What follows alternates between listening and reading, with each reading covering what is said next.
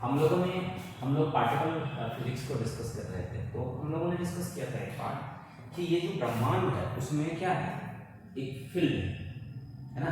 ब्रह्मांड में एक फील्ड है, जिसे हम फील्ड कहते हैं या क्षेत्र कह सकते हैं, और इस फील्ड के अंदर कई सारे छोटे छोटे फील्ड हैं डिफरेंट तरीके के। मतलब छोटे छोटे हम नहीं कह सकते हैं, हम कह सकते हैं अलग अलग तरह से, अलग अलग फील्ड है। जैसे एक बड़े फील्ड को कई छोटे छोटे फील्ड में डिवाइड कर लेते हैं। अब ये जो फील्ड है, ब्रह्मांड एक फील्ड है, उस फील्ड के अंदर एक्साइटेशन होती है ना, एक्साइटेशन होती है फील्ड के अंदर, और उस एक्साइटेशन से पार्टिकल जनरेट होते हैं। यही है ना हमारा पार्ट। फील्ड के अंदर क्या होती है, एक्साइटेशन होती है और उससे पार्टिकल जनरेट होते हैं। यही है हमारा कॉन्सेप्ट, एक्साइटेशन।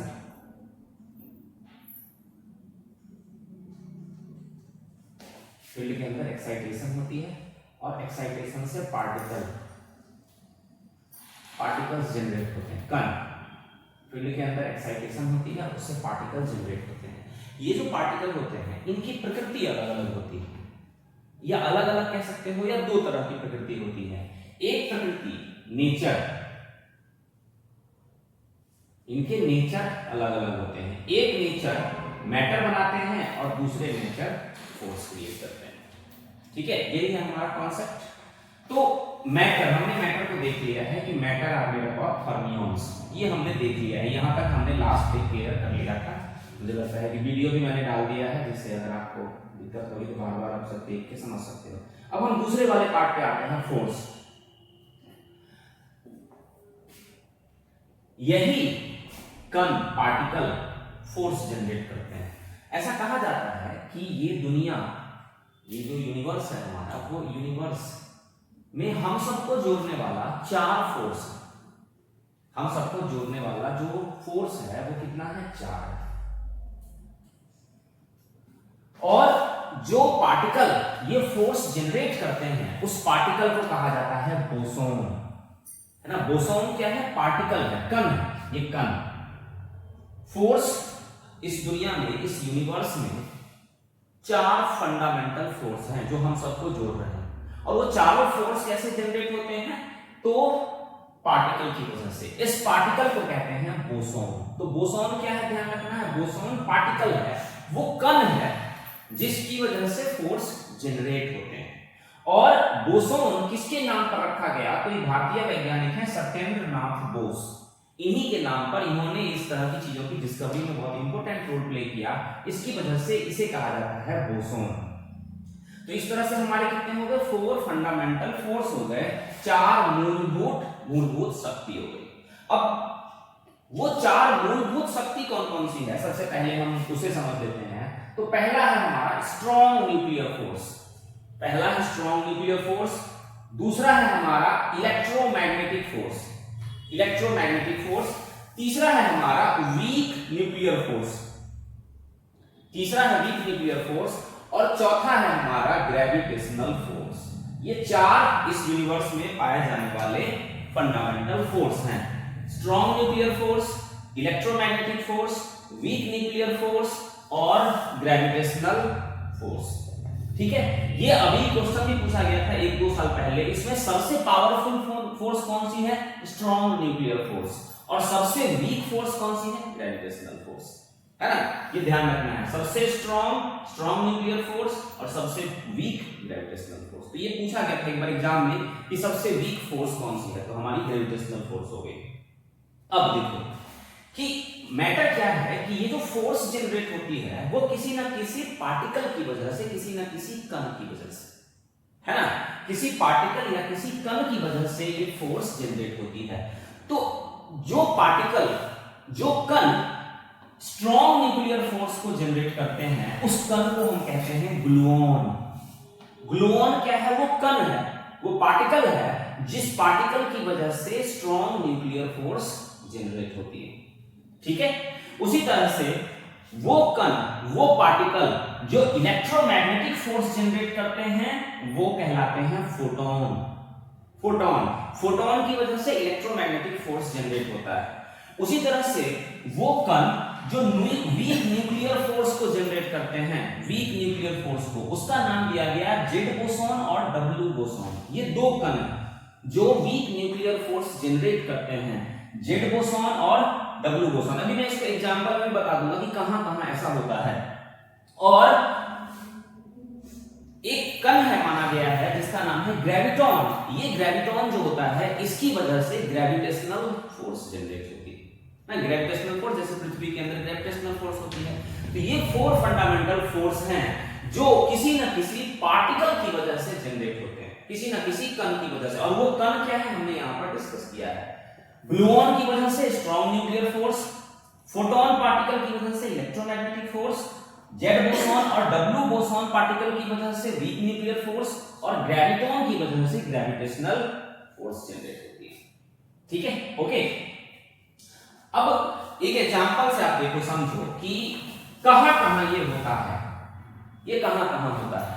ठीक है, तो हमने डिस्कस किया क्या, 3 क्वार्क आपस में जुड़े हुए हैं, 3 क्वार्क आपस में जुड़े हुए हैं, 2 अप क्वार्क और एक डाउन क्वार्क। तो वो 3 क्वार्क को आपस में कौन जोड़ता है, स्ट्रॉन्ग न्यूक्लियर फोर्स। कभी भी एग्जाम में क्वेश्चन पूछा जाता है, एग्जांपल में क्वार्क्स, क्वार्क्स को कौन जोड़ता है, सिंपल फॉर्मेट में लिखता हूं स्ट्रॉन्ग न्यूक्लियर फोर्स। ठीक है, न्यूक्लियस के अंदर प्रोटॉन और न्यूट्रॉन एक साथ होते हैं, उन्हें क्या करता है, कौन जोड़ता है, स्ट्रॉन्ग न्यूक्लियर फोर्स। तो प्रोटॉन इन न्यूक्लियस, न्यूक्लियस के अंदर प्रोटॉन जो एक साथ होते हैं प्लस प्रोटॉन प्लस न्यूट्रॉन जो न्यूक्लियस के अंदर एक साथ होते हैं, न्यूक्लियस इनको बांध के रखता है, ये दोनों के पीछे क्या है, स्ट्रॉन्ग न्यूक्लियर फोर्स। ठीक है, प्रोटॉन इन न्यूक्लियस, न्यूक्लियस के अंदर जो कई सारे प्रोटॉन जुड़े रहते हैं, मैंने कल ही आपको लास्ट क्लास में डिस्कस किया था, 2 प्रोटॉन के अंदर पॉजिटिव चार्ज होता है, तो पॉजिटिव चार्ज एक दूसरे को क्या करते हैं, रिपल्स करते हैं, दूर धक्का मारते हैं, उनको जबरदस्ती जोड़ के रखना, ये काम क्या करता है हमारा स्ट्रॉन्ग न्यूक्लियर फोर्स, ये काम करता है, तो स्ट्रॉन्ग न्यूक्लियर फोर्स। अब समझो, न्यूक्लियस के चारों तरफ इलेक्ट्रॉन का घूमना, न्यूक्लियस के चारों तरफ इलेक्ट्रॉन का घूमना, ये क्या करता है, इलेक्ट्रोमैग्नेटिक फोर्स की वजह से होता है। न्यूक्लियस के चारों ओर इलेक्ट्रॉन का घूमना, इलेक्ट्रॉन मूवमेंट अराउंड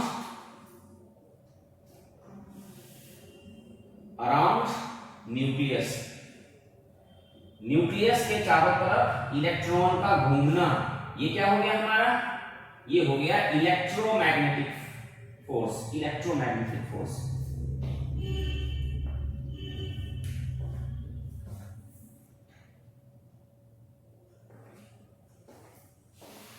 ठीक है, इलेक्ट्रोमैग्नेटिक फोर्स। और जैसे हमारा बच गया वीक न्यूक्लियर फोर्स, तो वीक न्यूक्लियर फोर्स कहां होता है, मैंने एक टर्म आप लोगों को समझाया था, बीटा डीके। बीटा डीके क्या होता है, बहुत सारे भारी नाभिक अपनी एनर्जी को लूज करते हैं, उसे कहते हैं बीटा डीके। तो बीटा डीके के अंदर होता है weak nuclear force, beta decay, DECAY, beta decay के अंदर होता है वीक न्यूक्लियर फोर्स। यहां दोनों में स्ट्रॉन्ग, यहां इलेक्ट्रोमैग्नेटिक, यहां weak nuclear force. Beta decay, beta decay क्या होता है, भारी नाभिक का टूटना, भारी नाभिक का क्षय होना, इज कॉल्ड बीटा डीके। तो बीटा डीके के अंदर होता है वीक न्यूक्लियर फोर्स। और ग्रेविटेशनल फोर्स कहां पर होता है, ये हमें पता ही है।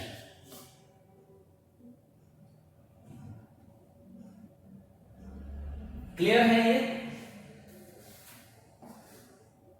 तो इंपोर्टेंट है हमारे लिए बहुत ज्यादा, कहां कहां कौन कौन सा फोर्स लग रहा है, कैसे लग रहा है, और कौन से पार्टिकल को कैरी कर रहा है। अब हमारा एक बच गया यहां पर हिग्स बोसॉन। हिग्स बोसॉन एक पार्टिकल है, हिग्स बोसॉन। ये हिग्स बोसॉन पार्टिकल 2 लोगों के नाम पे रखा गया है, पीटर हिग्स और ये हमारे सत्येंद्रनाथ बोस।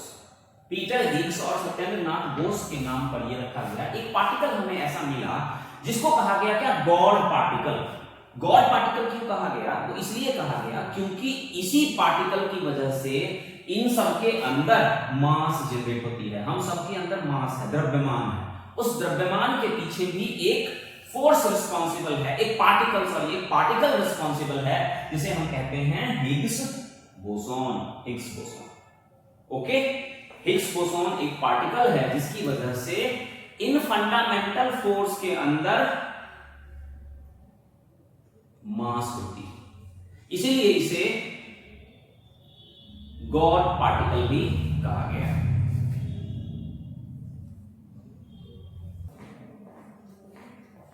ठीक है भाई, ये पार्ट क्लियर हो गया। तो यहां पर हमने एक टॉपिक पढ़ा फंडामेंटल पार्टिकल्स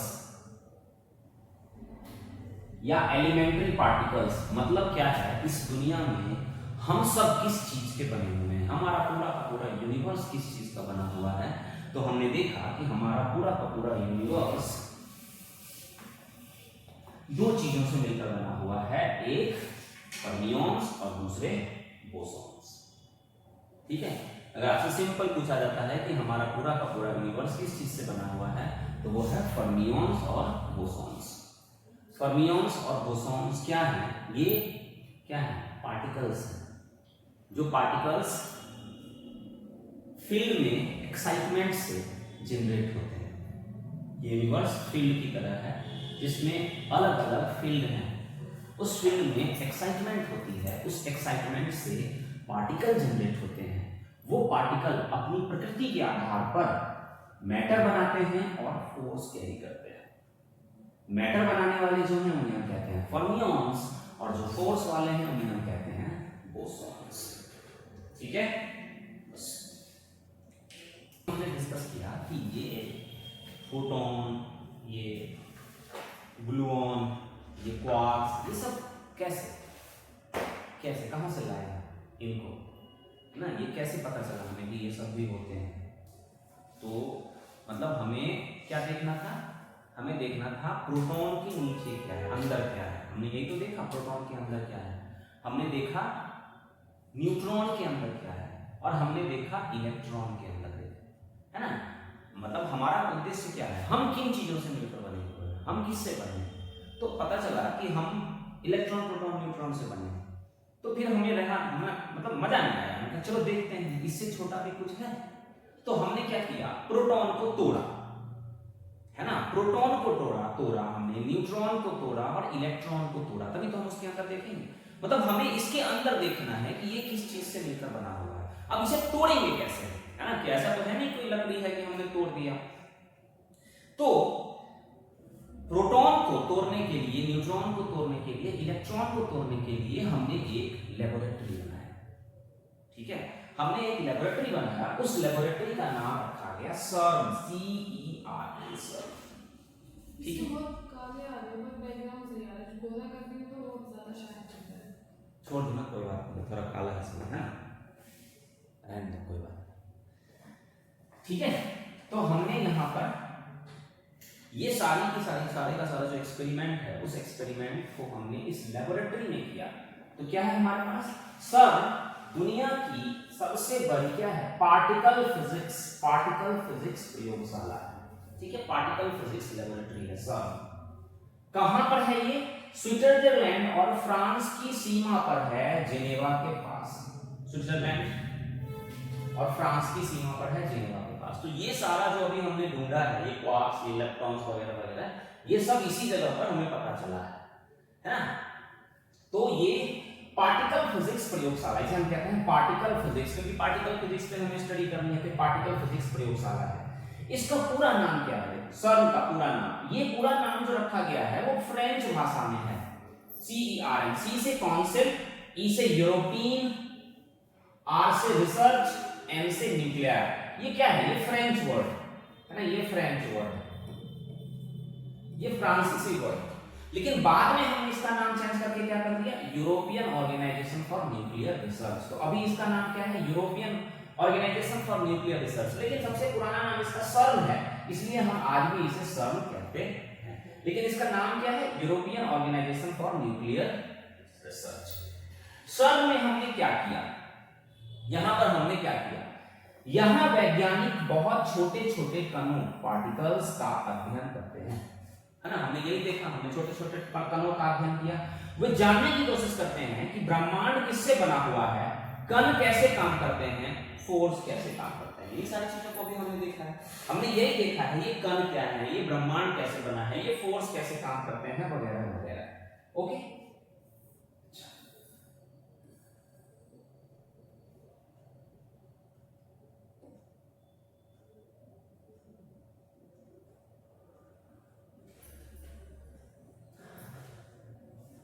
अब देखो, अब ये जो हमें क्या करना है, हमें क्या करना है कि हमें दो प्रोटॉन की टक्कर करवानी है ना। दो प्रोटॉन की टक्कर करवानी है। तो प्रोटॉन को हमने क्या कहा था, हेड्रॉन। याद है, हमने लास्ट डे डिस्कस किया था। प्रोटॉन को हमने कहा था हेड्रॉन। क्यों कहा था प्रोटॉन को हेड्रॉन? क्योंकि दो प्रोटॉन आपस में एक फोर्स के द्वारा बंधे हुए होते हैं, स्ट्रॉन्ग न्यूक्लियर फोर्स ना। प्रोटॉन आपस में, प्रोटॉन क्वार्क्स से मिलकर बने हुए होते हैं, न्यूट्रॉन क्वार्क्स से मिलकर बने हुए होते हैं। तो ये जो दोनों क्वार्क्स होते हैं, ये जो दोनों क्वार्क्स, तीनों क्वार्क्स होते हैं, ये आपस में जुड़े हुए रहते हैं। इनको जोड़ने का काम करता है फोर्स। तो वो एलिमेंट, वो पार्टिकल जो एक फोर्स से द्वारा जुड़े हुए होते हैं, उन्हें हमने नाम दिया हेड्रॉन।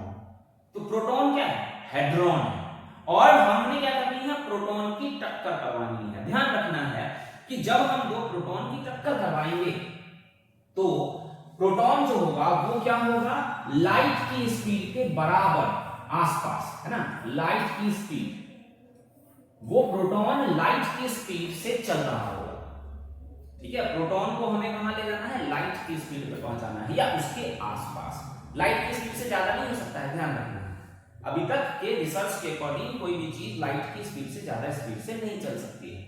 तो हमें क्या करना है, प्रोटॉन की टक्कर करवानी है। एक प्रोटॉन यहां से आएगा, एक प्रोटॉन यहां से आएगा, दोनों की टक्कर हो, तब टक्कर होकर हमें पता चलेगा उसके अंदर क्या है।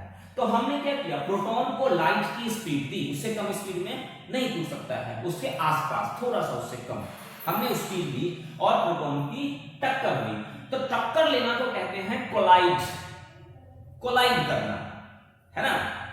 और हम किसकी टक्कर करवा रहे हैं, प्रोटॉन की टक्कर करवा रहे हैं। प्रोटॉन को हमने क्या कहा, हेड्रॉन। ठीक है, और ये बहुत बड़ा एक्सपेरिमेंट है, तो हमने इसको नाम दे दिया क्या, लार्ज। तो इसका पूरा नाम क्या हो गया, इसके अंदर, सर्वर के अंदर हम क्या कर रहे हैं, प्रोटॉन की टक्कर करवा रहे हैं। तो हमने इसे क्या नाम दे दिया, लार्ज हेड्रॉन कोलाइडर। ठीक है, तो यहां पर यही नाम है आपके पास, large hadron collider. Large hadron collider क्या है, वो पूरा सिस्टम है, वो पूरा मशीन है जिसके अंदर हेड्रॉन की टक्कर हो रही। तो हमने इसे नाम दिया LHC, लार्ज हेड्रॉन कोलाइडर। यह दुनिया का सबसे बड़ा पार्टिकल एक्सेलरेटर है। ध्यान रखना है ये वर्ड, पार्टिकल एक्सेलरेटर। इसमें कणों को टकराकर नए कण खोजे जाते हैं। ठीक है, कणों को, पार्टिकल्स को कोलाइड करवाया जाता है और न्यू पार्टिकल्स को डिस्कवर किया जा रहा है। ओके,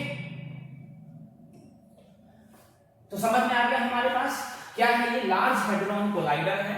नाम क्या है मैंने आपको बता दिया, कोलाइडर बता दिया, हेड्रॉन बता दिया और लार्ज बता दिया। ये क्या है, दुनिया का सबसे बड़ा पार्टिकल एक्सेलरेटर है। पार्टिकल एक्सेलरेटर, अब पार्टिकल एक्सेलरेटर क्या है हम आगे पढ़ेंगे। इसमें क्या होता है, कणों को टकराकर नए कण खोजे जाते हैं। क्लियर?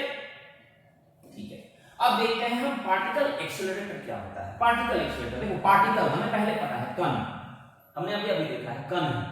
पार्टिकल है वो सब क्या है, कण है।